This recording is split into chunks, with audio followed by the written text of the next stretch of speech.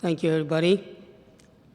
So from a lot of generic stuff to refrigerants, now we're getting deep into multiple complexities. And we're going to talk about laboratories. Laboratories itself is a complex because there is a zillion type of laboratories, but let's start.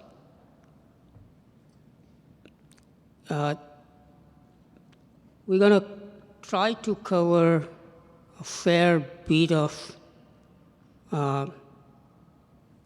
strategies, challenges, solutions connected with laboratories.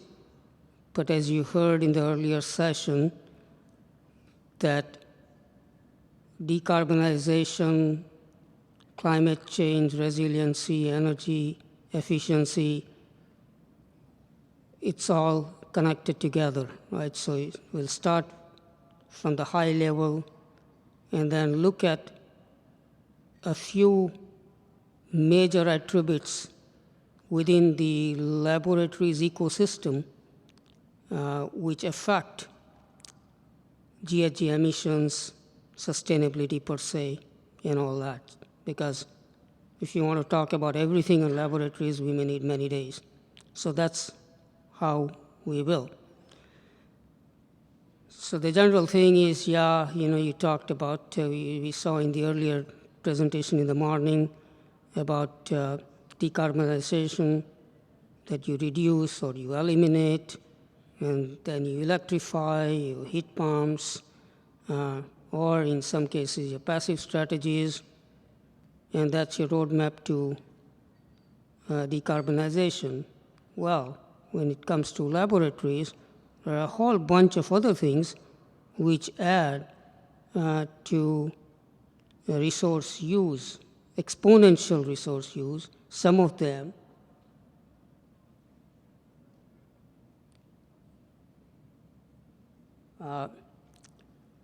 being high energy consumption, so lab buildings per se can be 5, 10, sometimes even 15 times more energy use. So the EUIs on lab buildings can be tremendous.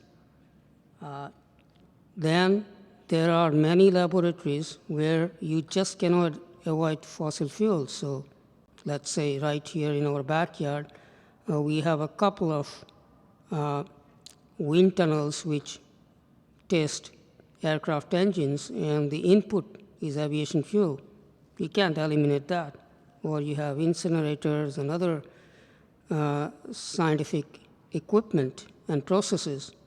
So that's another thing where fossil fuel and GHG emissions cannot be eliminated, at least in the current frame of things. Then the ventilation loads, which when you take an entire whole building energy use pie chart, ventilation load can contribute tremendously, and that's 100% outdoor air, you heat, cool. So these are the things which provide an added complexities to laboratory buildings.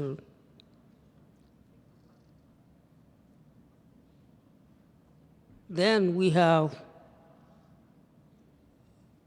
different types of solid, liquid, hazardous waste.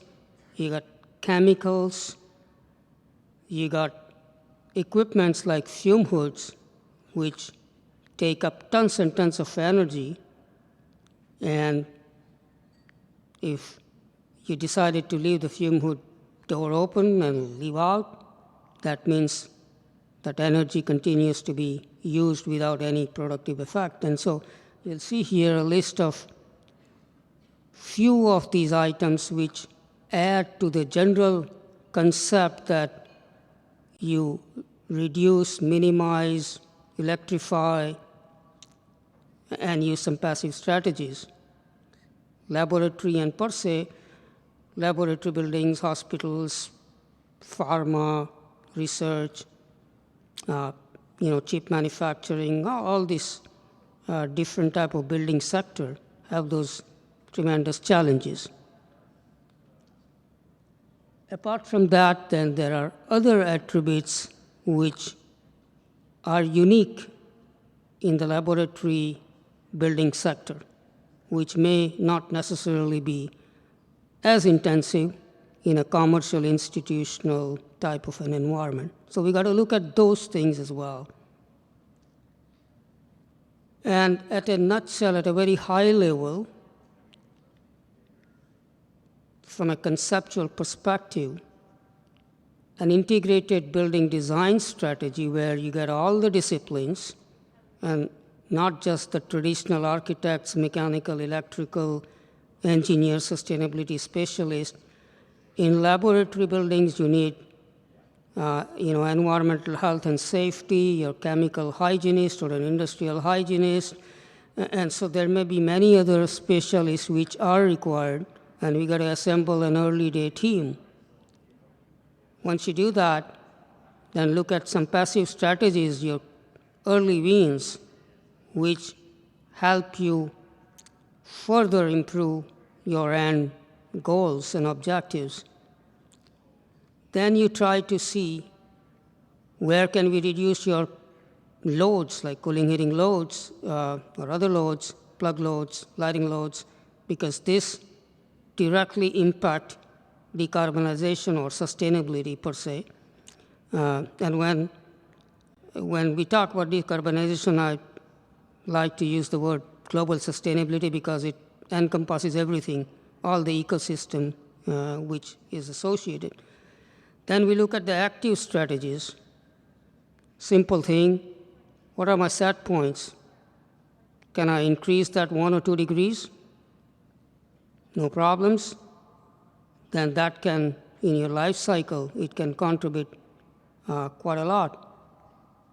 And all this has to be part of your whole building life cycle analysis, which is LCCA, LCA, your commissioning, your testing, M&V, because all this, you may have to use different tools, but at the end of the day, all this become part of a holistic whole building strategy.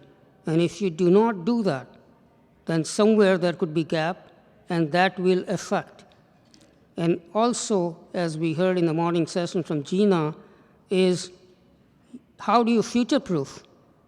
Because the technology, the codes, the standards, the vision is ever-changing.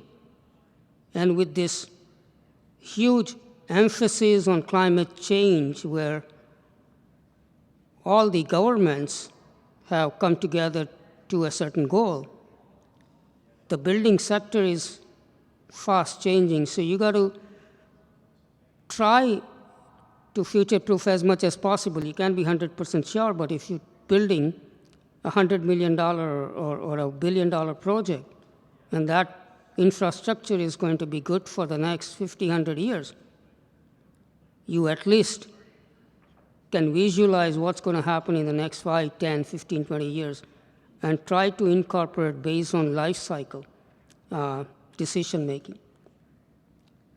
And we'll see a couple of background on sustainability green building certification and what we do in a traditional building stock, and why would that not be totally sufficient, and what else we look at.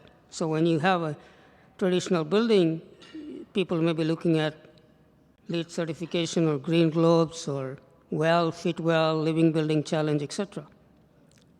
But that does not address all the complexities which are associated with laboratory buildings per se. So what's additional we can do? So the industry has many tools. The I2SL, International Institute of Sustainable Laboratories, has a Labs to Zero program. Many, many years ago, when it used to be called Labs for the 21st Century, had some sustainability objectives, but this is a brand new program. It's very robust.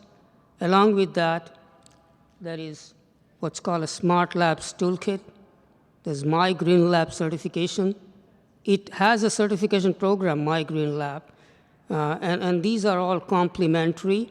Even if a client or an owner does not decide to do certification, the attributes of all this would benefit everyone associated with this type of buildings. So Labs to Zero program is an international program managed by I2SL. So there are people from different countries. Majority of them are from the US. From Canada, there are two. One is myself, and there's another one from Vancouver. So that's a body which is governing council.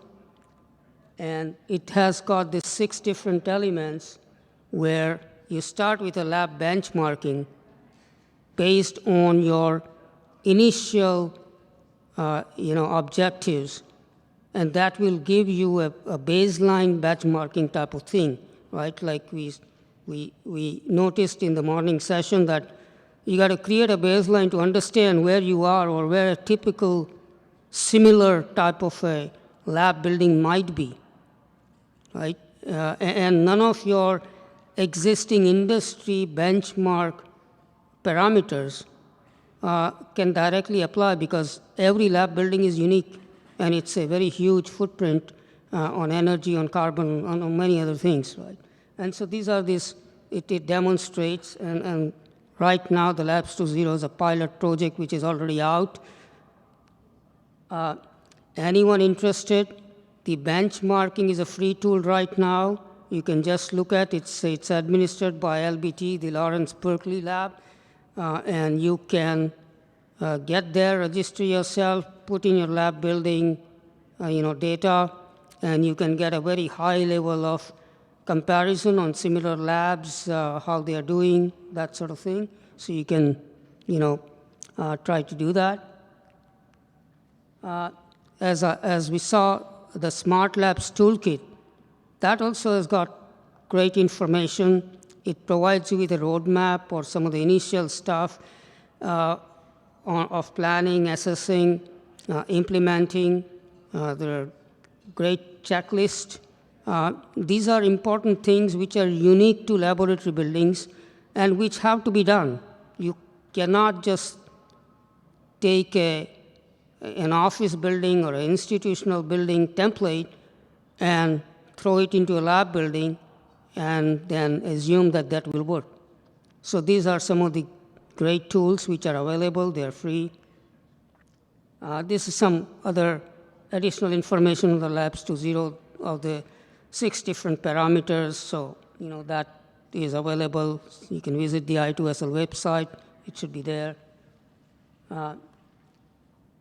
So when we look at lab buildings, you see that the cost of design and construction is tremendous. It's multiple times that of conventional buildings. The annual operating energy cost also is 5 times, 10 times higher. So when you look at these parameters, and then we talk about decarbonization, energy efficiency, sustainability, climate change per se, there is a huge complexity, and we'll look at what are the major driving forces and pick a few to get more granular into what could be the challenges, what are the opportunities, how to go about it, best practices, that sort of thing. So that complements what you see here is not replacing the fundamentals of global LCA, whatever tools you may be using, or the LCCA or the energy modeling. That whole building concept stays, but within that, these are these unique attributes on laboratory buildings. So some of the things which have a big impact is ventilation, energy recovery opportunities in lab buildings and ventilation. This to itself can contribute to about 50 to 80% of your entire lab carbon energy footprint. And likewise, water, chemicals, similar concepts would apply in that category as well.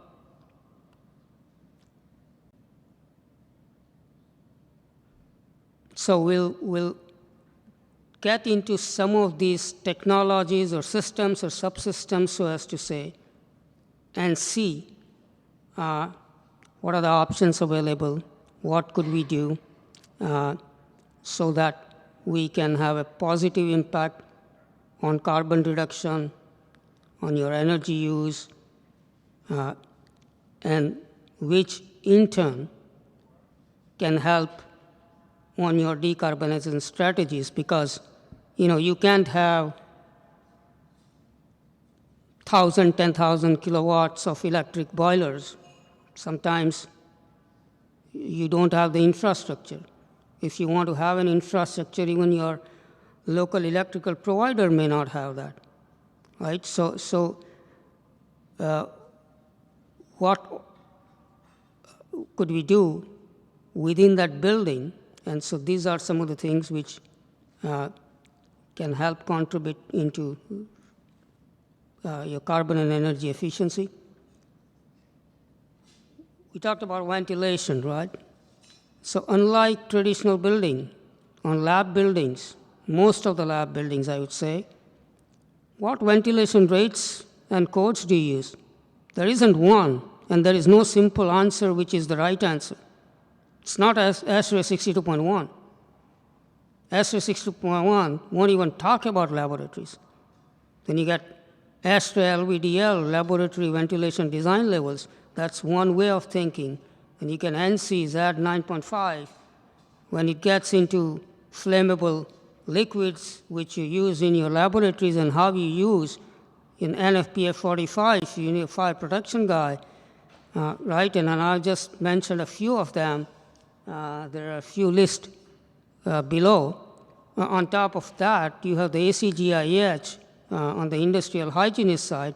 So depending on your laboratory design, your laboratory use, what you're going to do today, tomorrow, and in the future, there is a whole complexities, and that will determine your laboratory ventilation design objective. And I'm not saying design solution, it's a design objective where you determine your ventilation rate. Just simplistic CFM per square feet or air change rates is not enough. That's not the right way of designing laboratories, right? So when you are bogged down with these complexities and no clear answer, you need to adopt a very holistic strategy. Some of this is, on top of it, we have the air change effectiveness. So the traditional thing, more the better, doesn't work in laboratories. So let's say if I use 6 air changes or 10 air changes or 16 air changes, that does not necessarily mean that I'm designing a great solution.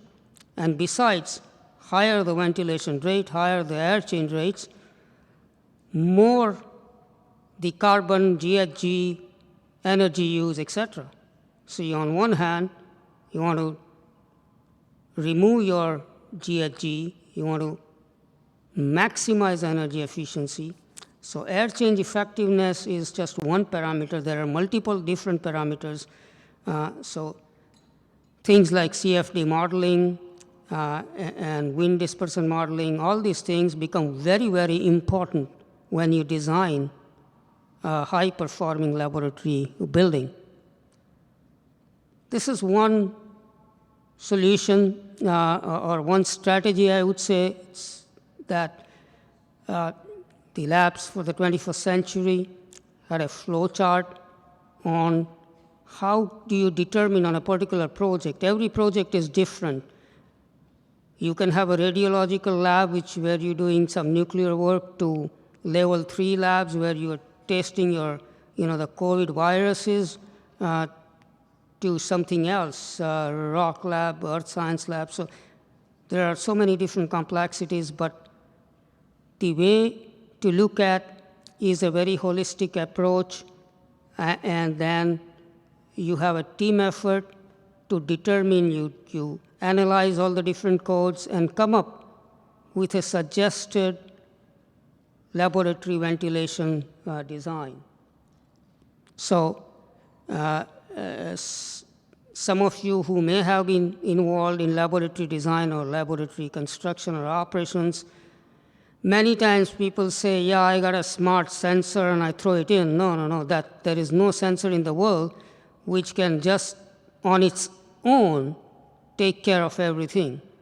Right? So it's a holistic approach where intelligent or smart building controls has a role to play, but it's not a standalone solution that you do something and that's the end of the world. Apart from that, I just mentioned about ASHRAE LVDL, which is Laboratory Ventilation Design Levels. On the I2SL, another side, we call Laboratory Ventilation Risk Analysis. So you got to analyze the risk from every lab space. And when you look at this chart, and this chart or similar charts, you can see different places from ASHRAE or from I2SL and other sources. And what it shows you, on one hand, is lower risk, higher risk. And if it's a lower risk, you have more flexibility, more freedom into decision making. Your higher risk has some compulsions. So the higher the risk, you got to have internal strategies within laboratory spaces to mitigate those risks. So for example, if a scientist is doing certain experiments which may put that individual in harm, or the space in harm, or the community in harm, or the building in harm, then you got to take appropriate strategies. For example, a fume hood or something else. And when you get into that, and when you see on the upper box and the lower box, is higher the risk, which means higher the cost, higher the energy use, water use, all that, right? So these complexities add to decarbonization solutions or net zero solutions or climate solutions, whatever you may think. The other thing, when I mentioned CFD modeling, wind dispersion modeling, this is an example, which is a real-life example, where the general belief, and people who have been designing laboratories or have been associated, is a common understanding that, yes, my laboratory exhaust stack, 3 meters, I got to be up, and that's it. Now, if you do that, then either you may be underplaying or you may be wasting an energy. So getting into the right tools, the right mechanisms is very important. The way somebody may be using one-click LCA on your carbon analysis or Athena or whatever the tool is, or your energy modeling tools, the same way designing laboratory buildings adds that layer. This is not a standalone thing. This is over and above those holistic whole building LCA, LCCA, whole building energy modeling. This is part of that. So you got to take this supplementary effect, and this will add to your sustainability strategies. Energy recovery, we talked about energy recovery, 100% outdoor air, you heat, cool, you treat it, filter it, and then, in most of the cases, you throw it out. So when it's 100% once-through system, you get a huge opportunity of recouping some of that energy back, which in turn helps minimize your carbon energy, and assist in your global decarbonization efforts. So when you have non-laboratory spaces, there are a whole bunch of options available. Not one is the right option. Every building, every project, you got to analyze and see which is the best suited for that particular project based on life cycle decision. So these are some more. So you have to look at life cycle decisions. Your climate zone may impact some of that. So for example, in cold climate conditions, you have frosting or defrosting strategies to take care on many of energy recovery strategies. So that's one component. And then we talk about when it comes to laboratory spaces, most of these may not be acceptable because each of these has some amount of cross-contamination because your supply and exhaust streams may interfere. So when it comes to laboratory applications where you do not accept cross-contamination, then the traditional approach over last, I would say, 20, 30 years is one glycol runaround loop where you got essentially two coils into two streams, one in supply, one in exhaust, and you run a glycol pipe with pumping, and that way that exhaust energy which you're throwing out, you can recoup some of that, put it back in your system, or a heat pipe.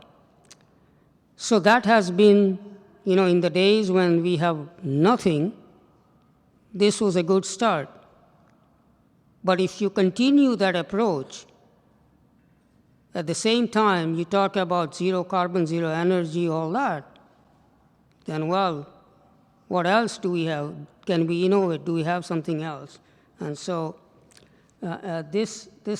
both of these, the industry claims it can get you as high as 50-55% energy recovery effectiveness. In real life, if you do a M&V on a building which is 5 years down the line, probably it's close to 30-35%. So it's a poor way of energy recovery, though it has zero cross-contamination. So today, over the last I would say 5 to 7 years, there have been many new ways of doing it, and we'll just see one graphical example.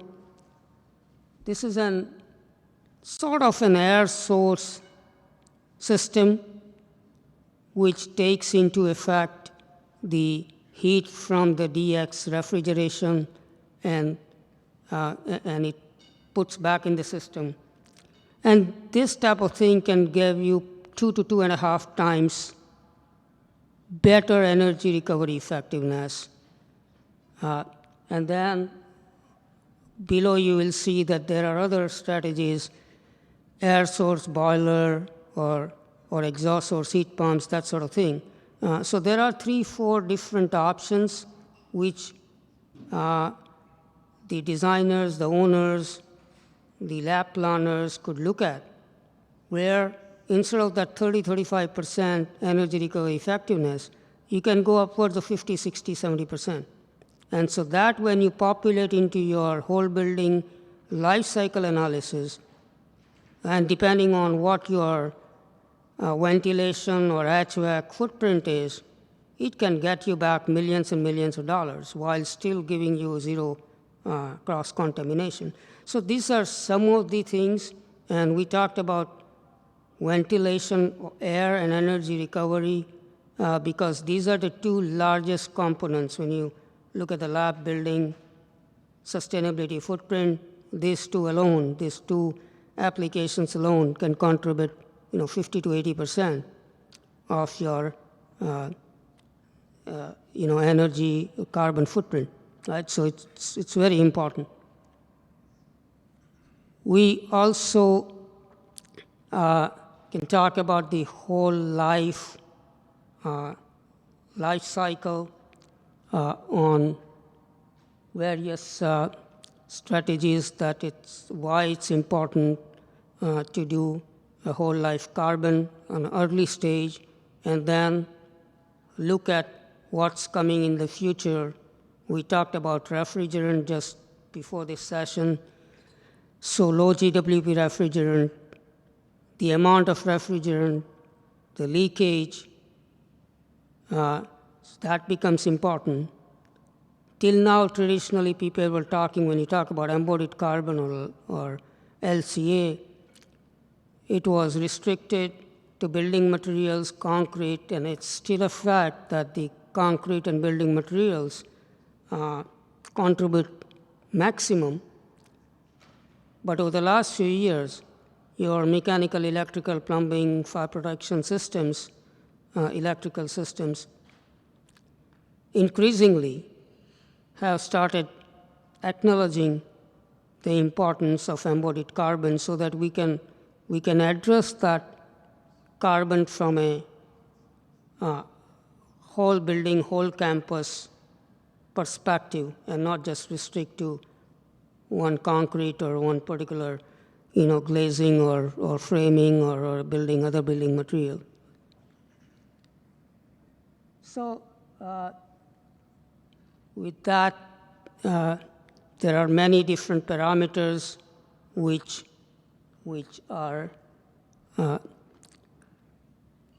attribute to laboratories decarbonization, and we have to look at the basics, then look at which are the important factors which affect laboratory planning, design, construction, implementation, and rather a life cycle operation, because when you talk with laboratories, your operation can contribute a very significant amount into your carbonization strategies, your sustainability strategies. So while we looked at some of the options on energy recovery and ventilation, at the systems level, what do we look at, right? Like central plant systems, central cooling heating systems. There is a whole bunch of options which can be applied, right? From geothermal systems to water source heat pumps, water-cooled heat recovery chillers, water source heat pumps, combination hybrid systems. You can also look at, based on your passive strategies and renewable strategies, you can look at solar thermal systems. If you have a large campus, district energy systems, in some cases, even VRF systems, as long as you can comply with CSRB 52, ASHRAE 15, which we just heard about. So that's on the central plant side. So each of these, you got to evaluate, put it into the basket of your whole building LCA, LCCA, and take a decision matrix. So the decision matrix, when you look and visualize from a building life cycle analysis, life cycle cost analysis, energy modeling, you start at a concept stage, you build that, you do a filtering process, whether this will work, this will not work, and then you proceed to the next stage. So for example, in cold climate weather, in most of the cases for laboratory application, a geothermal system in alone will not be a solution, because purely it may not have a balanced heating and cooling load. So even if you decide on a geothermal system or it's a winning solution because of your sustainability, carbon, energy strategies, you may need a supplementary strategy. So that's how you look at your center plant. You look on your air distribution system, whether you have a DOAS system, what do you do with that DOAS system? Downstream, can you accommodate high-performance, low-energy radiant systems? If yes, then that's the way to go. If not, so that's how on every subcomponent of your laboratory building ecosystem, you got to build out all these, and those mechanical, electrical engineers have to work hand in hand with your sustainability guys, and more importantly, in a laboratory, you need to have that health safety people so that you're not taking decisions which may compromise the health and safety of the people operating those laboratories. So that's one part. Then on your indoor environmental quality, we just talked about that one sensor example, but beyond that, how do you mitigate let's say future pandemic, or last year there was a wildfire, not in Ottawa, but almost the entire Ottawa was shut down for 2 days. So there are easy solutions available already. So when you're building this entire laboratory complex, these are things which feed into. So SRA 62.1, SRA 55, SRA 40, 241, these are just some of the SRA standards or guidelines. But beyond that, you got to see what can we do, what strategies do we have. You may have UV, you may have plasma, you may have other means, HEPA filters, so many things, so that we can mitigate that long-term solutions while taking care of your carbon and energy. And that way, we together get into a holistic, sustainable laboratory ecosystem. Thanks. Any questions?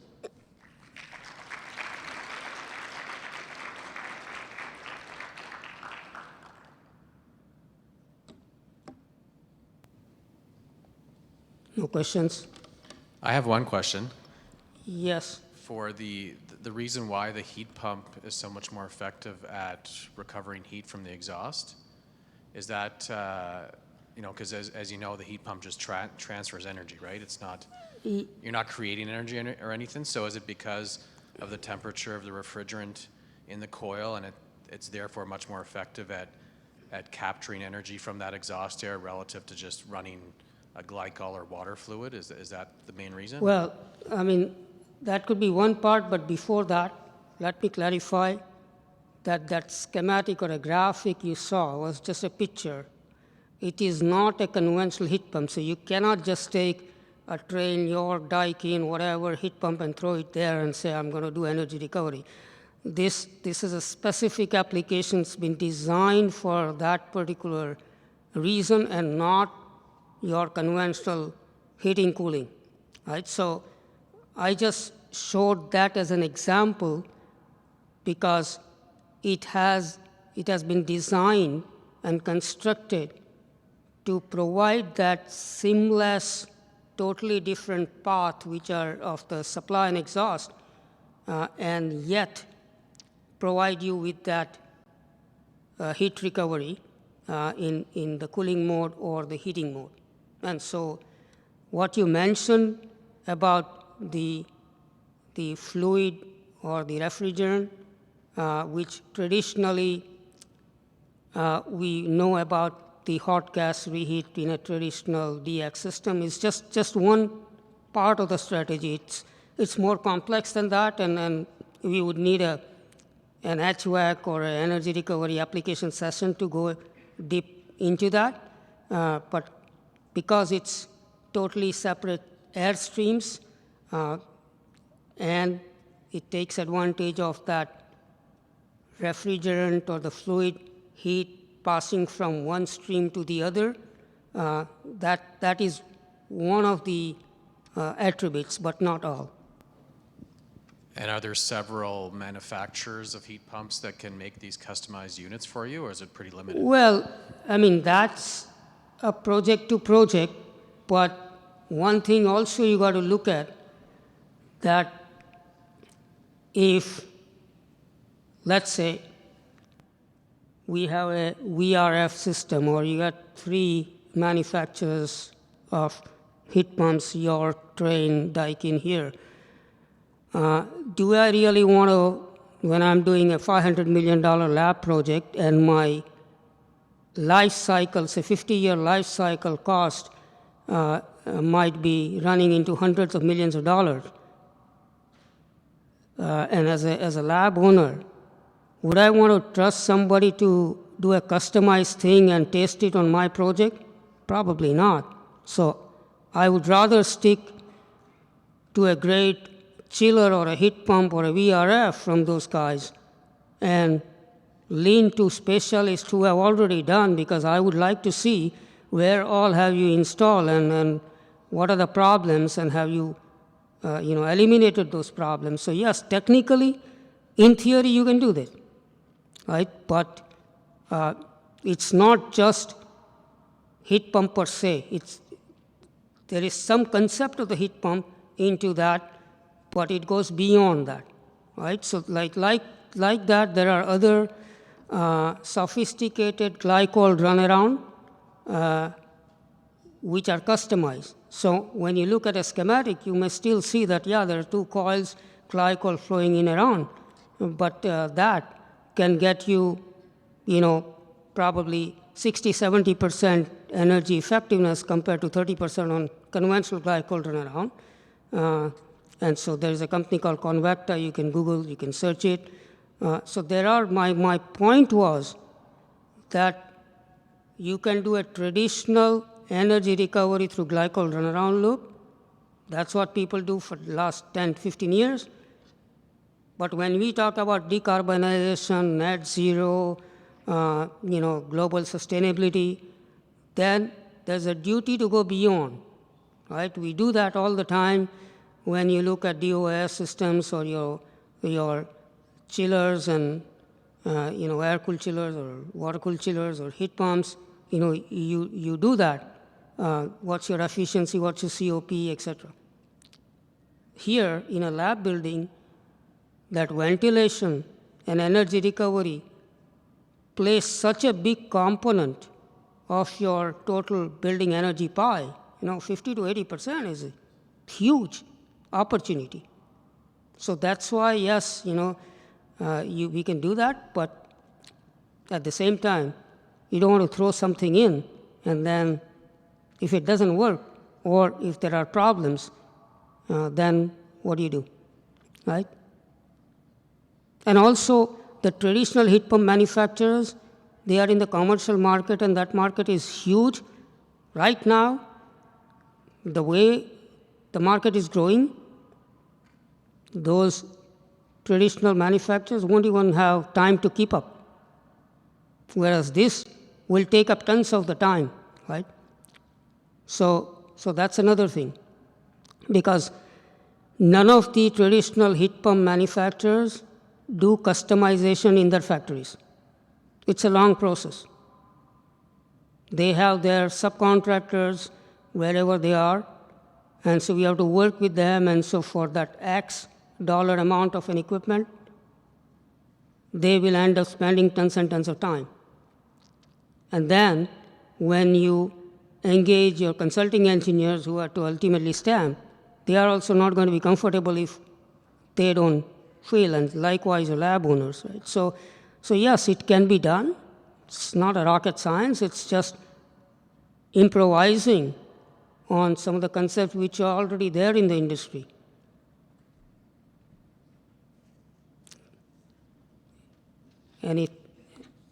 Yes?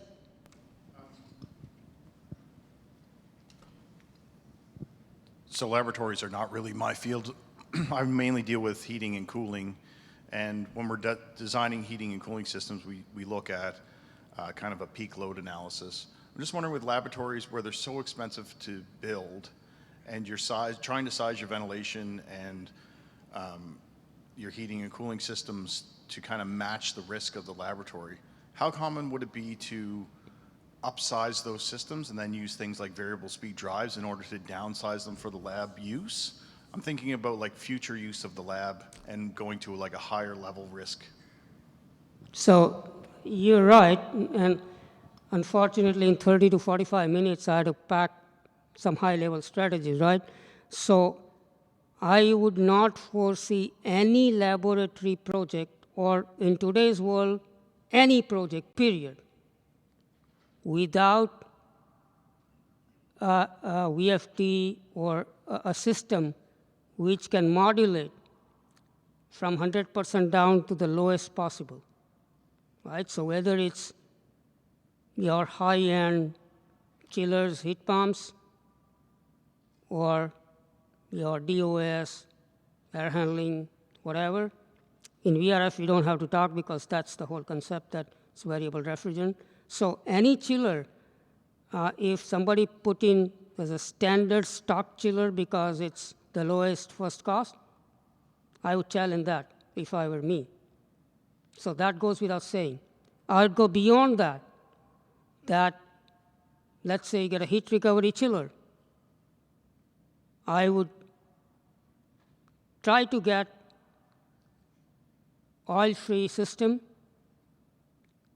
whether it's magnetic or something else, which eliminates your oil management, because from a life cycle, after a few years, you get anywhere from 1 to 5% of derating, and that harms.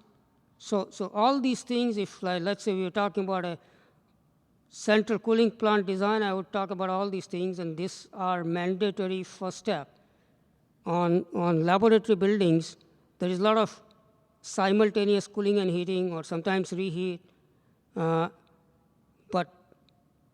what I would try to challenge is the lowest possible heating water temperature and an elevated cooling water temperature.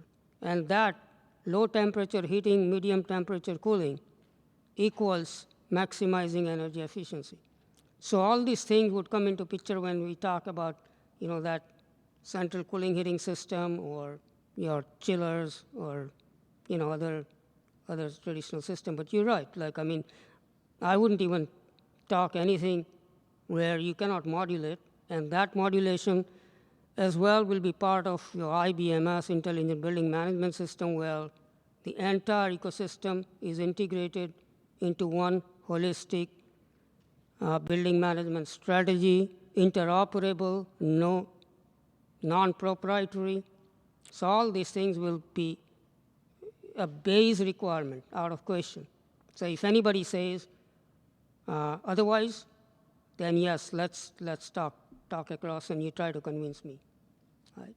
Now there might be applications where you may require higher water temperature, and your conventional heat pump with that VFD may or may not work, because the moment you put here VFDs and magnetic bearing compressor, whatever, that range, then it restricts your lift, and that's the reason why the ability to provide you with higher hot water is restricted. So these are specific project to project, or when we're talking about that thing, we can talk, and that's. But your point is right, that anything without an ability to modulate and track your building loads, because that's the sweet spot, that you track your entire building operation or building requirement, and that your building systems, whether you're mechanical, electrical, today architectural, whether you have automatic blinds or shading or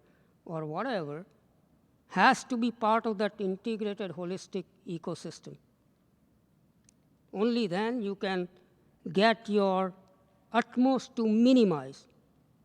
And then because that is part and parcel of achieving your decarbonization, net zero energy based on life cycle decisions. Now, I can throw money and say, yeah, get me the cheapest heat pump and throw it in. That's decarbonization, right? Or I can put, the cheapest electrical resistance heating.